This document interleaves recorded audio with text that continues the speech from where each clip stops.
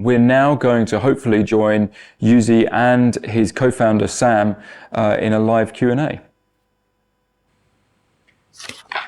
Yuzi, Sam, hi. How are you both? Doing well, Very well, thank you so you, much. How are you?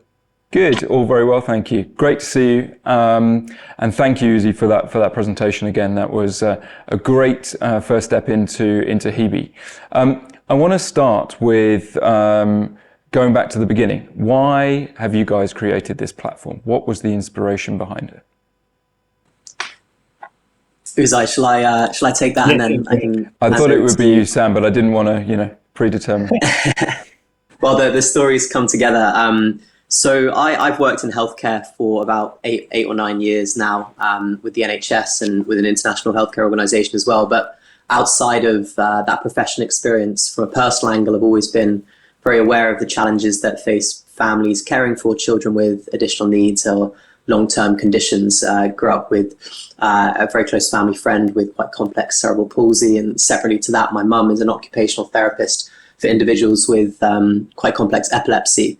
And so because of those experiences, when I moved to London, started my career, I began working at the weekend for a charity called Keen, a brilliant charity that supports children with developmental conditions. And what I was seeing was that behind every child, regardless of their specific condition, there were some shared challenges, which is that their parents become their child's care coordinator without much in the way of training, tools and resources. And so they are working out for themselves to an extent, or doing a lot of work to work out in combination with other professionals how they can best support their child.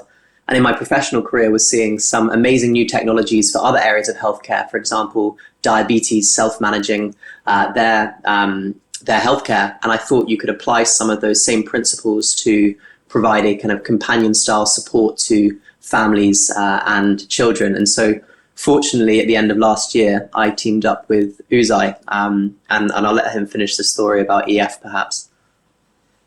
Yeah, so EF is this accelerator slash incubator program in London. And the whole purpose is to basically basically have that meeting bridge between commercial minds and technical minds. So that's how we, get together with Sam. And me personally, I also had a background in healthcare and technology, having a startup more in the B2B space, trying to sell a software to secondary care professionals. But I think what I realized was NHS integration takes time, and I think there are more immediate, problems to which we can find solutions to, and that's why I was very lucky to meet Sam and potentially work on a solution that can actually impact families. Perfect, guys, and I think it's always great to understand the journey that founders have been on, and the inspiration behind it. I'm gonna go straight into to a question, if you don't mind, given the short period of time that we have. But one of the questions has come through asking, when you say that Hebe is AI driven, exactly what models are used, how and where were they trained, and what was the validation around that? Yeah, I think that's a great question, and we should say we are definitely in the proof of concept stage. Like, we are still developing models and trying to think about how can we actually center our business model on data. But to, I guess, concisely answer that question, we have been using mostly open source large language models, and we have been applying prompt engineering to basically make sure that the AI gives the answers that really we wanted to give. And the validation has been conducted within our team, mostly me and Sam and our founding engineer, basically testing with a few different test cases we have and just trying to improve it on a daily basis. But I think there's still a lot of work we need to do to make sure that that AI is working reasonably and safe. And I think the next steps for us is to actually develop and train our own models as well, in which one of these, where the concepts that was actually asked in the question will be more at play. So thank you, Yuzi. And my kind of follow-up question, again, as I was watching the video and from what I know of you guys already, is the information that you are giving to parents, to carers. Where does that come from, and what does that mean in terms of any regulatory elements that you need to be thinking about? Yeah, the information in terms of in terms of the Discover library, that is actually written by experts in the field. It's mostly Sam's connections that we started with, but we have been making a lot of like marketing reach and again, just overall reach out to experts in the field. For example, people with lived experience in this field. For example, being a parent of child with autism, or we are also partnering with different healthcare professionals. So we have a growing body of articles that we write specifically for these parents, and we kind of make sure that they are written by people who know what they're talking about.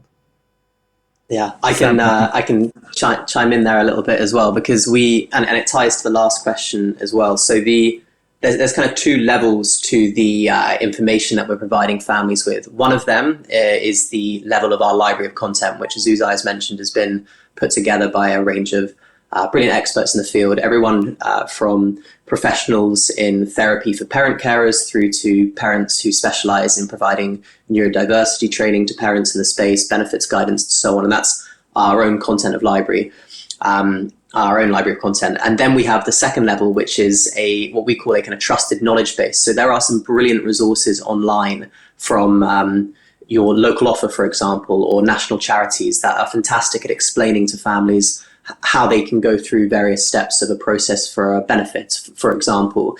And so we have vetted those sources that we know are trustworthy, and then families can ask questions to the large language model, which can then provide in a conversational style some of this information back to you. And what's really exciting is that this is about social care navigation more broadly, and it could even extend to other areas like understanding what your insurance coverage is.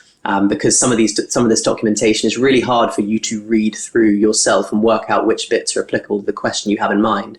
So if you can interrogate it in a conversational style, you can actually quite quickly understand what you're entitled to, what you might not be entitled to.